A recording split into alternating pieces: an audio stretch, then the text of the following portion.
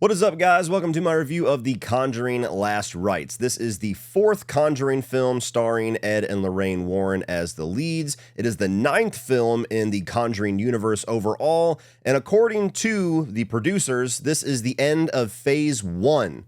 Whatever that means. And essentially the plot of this movie details what is the final haunting investigation of Ed and Lorraine Warren, which is the Smurl haunting, an actual case that is very dissimilar to the way that they portray it in the movie, but nonetheless, another family in a small house is haunted by this demonic presence. And despite being on a hiatus or a semi-retirement, Ed and Lorraine Warren eventually involved themselves and discovered that the demonic entity that is tormenting this family ties all the way back to their first case. So just to set the stage as far as where I'm coming from as a fan of this franchise, I am a casual, at best, Conjuring universe fan. I love The Conjuring and The Conjuring 2. I think both of those are some of the best horror films that have been released in the last 15 years. I do have some fun with Annabelle Comes Home as well as Annabelle Creation.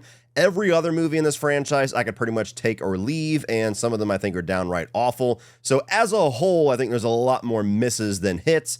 But the Conjuring films, the Conjuring proper films, are the ones that I do get most interested in because they are the ones that I love, and I do really enjoy Ed and Lorraine Warren as characters. Now, they're a very fictionalized version of the real-life people, but I really enjoy Patrick Wilson and Vera Farmiga in the casting. I think even when they show up in some of the Conjuring offshoot movies, they bring a little bit of charm to it. And this one, of course, was marketed quite a bit on being the final movie that is going to star their characters. Time will tell whether that stands true or not, but I was curious enough to check this out and hope that they would at least go out on somewhat of a high point. And starting off with the positives, I do think that one of the main positives that I've already pretty much let the cat out of the bag on is Vera Farmiga and Patrick Wilson and their performances as these characters. And what I like about it is that we have seen these four characters now in, well, 5 different movies if you count Annabelle Comes Home, and we've seen them in different eras, different points in their career, different ages that they're supposed to be portraying. And I think here especially, they do a really good job as actors at portraying these characters in a point in their life where they're really starting to let go, where they're trying to focus more on their future and just their peace and happiness and their family, and trying to kind of step away from all of the hauntings and the paranormal and the demonology and everything.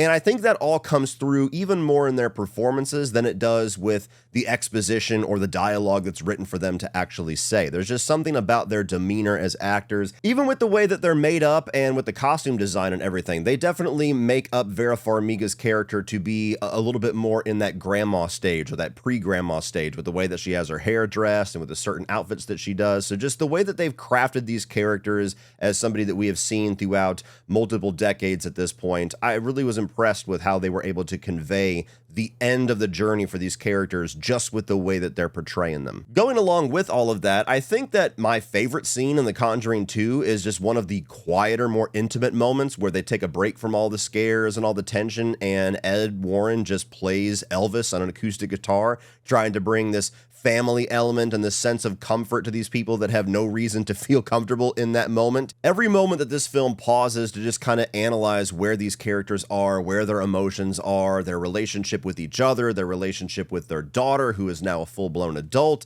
even kind of the indoctrination of the soon-to-be husband, the fiance of their daughter, into their weird little wacky paranormal life. Like, all of that stuff, I could have watched a 2-hour version of just that with no hauntings, no ghosts, no demons whatsoever. I don't know if that's going to be a popular opinion or something that people share, because that's certainly not what most people go to the Conjuring films for, but every moment about these characters reflecting on their life, looking forward to a time when they can just be happy with their family, and even the opening of the film, which is pretty devastating for me if you know certain things that can get my emotions going. All of that stuff, the most human pieces of this movie, I thought shined above everything else. I also thought Mia Tollinson did a really good job as Judy Warren, their daughter. She certainly gets upgraded quite a bit here. We've seen her previously played by a number of different actresses before, but this is the first time where she really feels like a major side character, almost like a co-lead at some point with the Warrens. And even just the way that the relationship between her and her mother is portrayed as, you know, she's passed down this bit of clairvoyance, this attachment to the paranormal and the spirits around them, and how they have to learn not to block that out or look at it as this dirty thing when you've literally spent your entire life kind of profiting off of that, and certainly using that to try to help people and expecting your daughter not to do the same thing. There was a familial element to that part of the story that I enjoyed, and I think the on-screen chemistry between Vera Farmiga and Mia Tomlinson really sold all of that. I even like Ben Hardy here as the fiance. Now, he's a character that could have very easily have just been a caricature, just kind of this nervous guy who doesn't quite know what he's getting into and is intimidated by the father of the girlfriend. But once they get over that initial awkwardness, he really gets fit into this family quite well as somebody who is an absolute outsider but loves Mia Tomlinson's character so much that he's willing to dive into all of this. He's willing to put himself at risk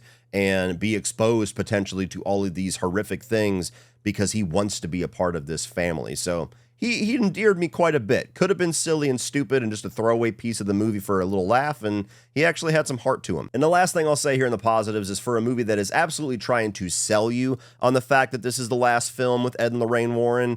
As I said, we'll see if the box office ever dictates that being false or not. But nonetheless, they are trying to wrap this up in a way that feels like this sentimental, satisfying closeout for fans of these movies and of these characters.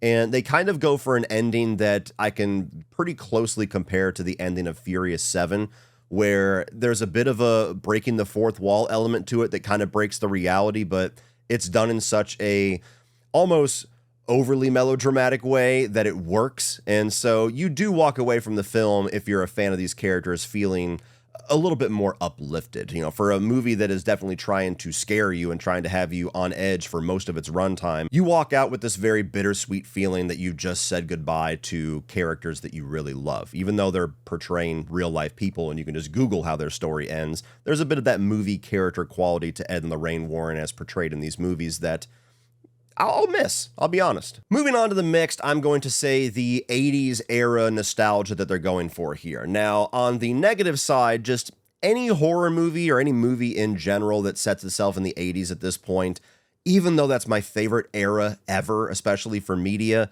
I immediately get a little bit of an eye roll because it's just like, oh, another movie set in the mid-80s. I wonder what songs and pop culture references we're going to have. So the movie certainly does fall into a bit of that rut of trying to play up the 80s era, and I'm just really burnt out on that.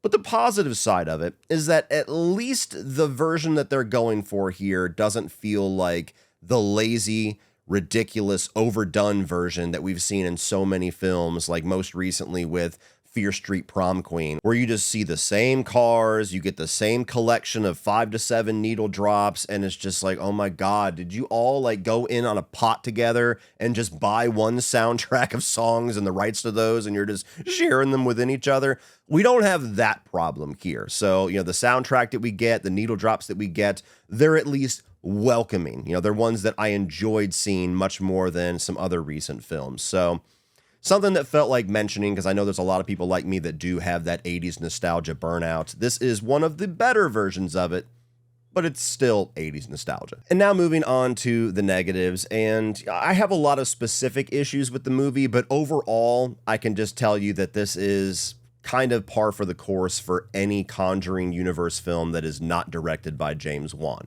It just doesn't feel like it's anywhere close to the greatness that I want or expect from these movies. For reasons that I personally don't understand, they have yet again entrusted the Conjuring films to Michael Chavez as the director. Now, this is the guy that brought us The Curse of La Llorona, The Conjuring, The Devil Made Me Do It, and most recently, The Nun 2. Now, The Conjuring, The Devil Made Me Do It, I thought was okay, but was a steep decline from the quality of the first two. The Curse of La Llorona and The Nun 2, I think, are in argument for the worst of this franchise, and they're in good company because there's about 4 films I would say that for. And that is a pretty popular opinion, that The Conjuring 3 was nowhere near as good as the first two, and the other 2 films that this guy did were not very good. So I don't know if he's just very cheap for them to buy and to hire to do this. I don't know if they just really have a great relationship with him. I don't have any opinions on him as a person. He might be awesome, but I don't think his work is very good.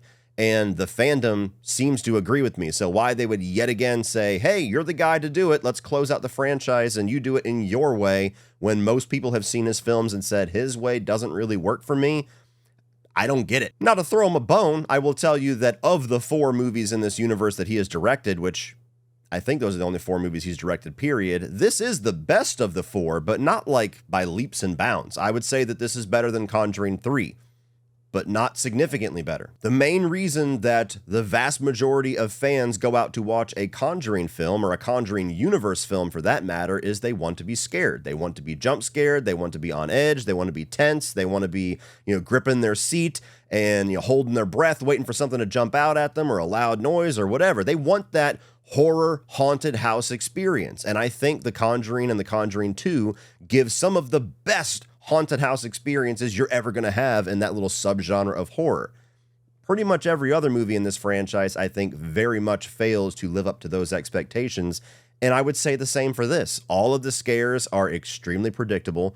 All of the scares are variations of jump scares or setups that we have seen done dozens of times, even within this universe. All of them kind of have this scent of, we're going to try to replicate what James Wan does so well, but without understanding at all why they work so well in the hands of James Wan, and so they just kind of feel like these failed attempts at capturing the magic. And so for the side of this film that should be the standout side of things, I was incredibly underwhelmed, and I was bordering on being bored. Like, I don't think that the movie has bad pacing whatsoever for a 2-hour and 15-minute movie. I think it moves at a pretty decent pace, but when it's trying to scare me, I'm just so unengaged, I'm so unimpressed with the attempts that's going on here that I'm just like waiting for the next sentimental family moment, which is not what you go to a Conjuring movie for. I mean, they literally have a scene where Lorraine Warren is doing the dishes and the sink is clogged and she tries to use the garbage disposal and it doesn't work, so she starts to stick her hand down there.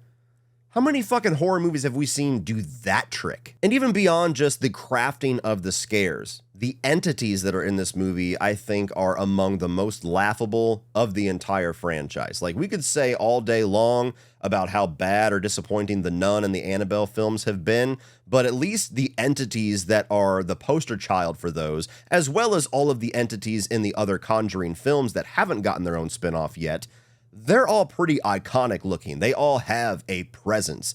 In this movie, they're goofy as fuck. Like, there was the image going around from the first trailer or the first poster whenever they first started doing the marketing for this that just turned into a meme instantly. Yeah, that's the movie. Those are the entities. Like, you don't feel scared. You're holding back laughter.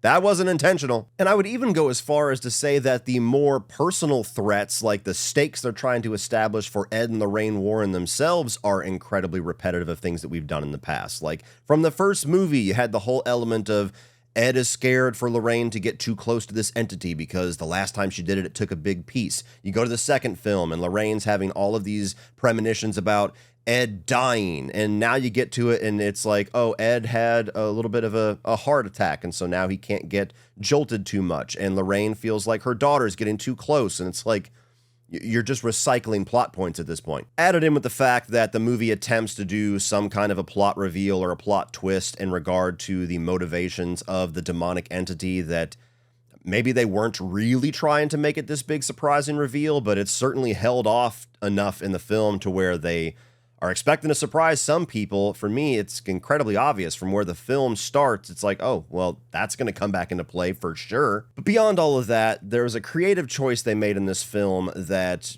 genuinely annoyed me just because it felt so amateurish. And that is that the lighting choices in The Conjuring Last Rites, I didn't think worked in the movie's favor whatsoever. Very clearly, they were trying to artificially make every scene in this movie darker than it should be to try to elicit some kind of a haunting tone. And to me, it just stood out like a sore thumb. And the whole movie, I'm sitting there asking, why is it so dark? Which is not supposed to be the thought that I'm having. This is supposed to be something that just disappears and you just go into the experience of the movie and you never think about the technical aspects. But there's maybe 15% of this film that genuinely feels well lit. Everything else is so artificially darkened, even full-blown daylight scenes, outside and inside. Everybody is so cast in shadows that it made no sense whatsoever. There's literally a point where you have Ed and Lorraine Warren out on the front porch in the daylight, like middle of the afternoon, having a full-on conversation, and then it cuts to what their daughter is doing inside, and the inside of that house looks like it's about 2 a.m. And it's just so they can have scenes where somebody's carrying around a flashlight, and you're obscuring everything except where the flashlight goes, or you're trying to have shadows cast in a corner of the room, and so you can wonder if there's an entity there. It's like they're trying to artificially create the effect that Longlegs gave so many of us with the cinematography, only here it's just make everything dark. It was to the point where in the first act of the film, it was obscuring the actors' faces so much that I had a hard time deciphering who was who. Like, you're being introduced to this family of like 8 people. 2 of them, I think, were twins. And they have these multiple dinner sequences where it looks like they're eating in like the olden times where everything's lit with a torch. And you're just wondering why. And I can't tell. Is that the father talking? I don't fucking know. And the last thing that I'll say here that I really miss from the first 2 Conjuring films, which I know is a broken record at this point, is those movies, despite having heavily supernatural elements and certainly having moments where they're not as grounded as others, it always maintained this tether to reality. It always felt like real people. It always felt grounded enough to where you know you're watching a Hollywoodized version, but there was elements to that where people would go and they would research Annabelle the doll. They would research the case in the first Conjuring and those people. They would do the same thing for the second film. And they've progressed to a point now, kind of culminating in this final film, where there's no tether to reality anymore. The CGI is so over the top. The things that are happening during these hauntings are so over the top and just highly supernatural. People levitating, dolls levitating, mirrors spinning around, gigantic Annabelle dolls running through the fucking hallway. Like, it's reached a point where these are almost cartoonish. And I just don't think that's a good direction. I don't think that's an upgrade from the direction of where this universe initially started. Even with some of the spin-offs, I think the Conjuring universe films work best when we're able to be tricked even for a moment that this is actually a real story, which is the entire premise that the Conjuring is based off of, is based on the true paranormal investigations of Ed and Lorraine Warren. You watch this movie and you're like, oh, none of this shit happened. None of it at all. So overall, guys, I think the movie was fine. You know, I think that it is a little better than The Conjuring 3. I like the sentimental moments. I think they did a good job at giving you this bittersweet send-off for these characters. And of course, the performances by Patrick Wilson and Vera Farmiga are as good as they've ever been.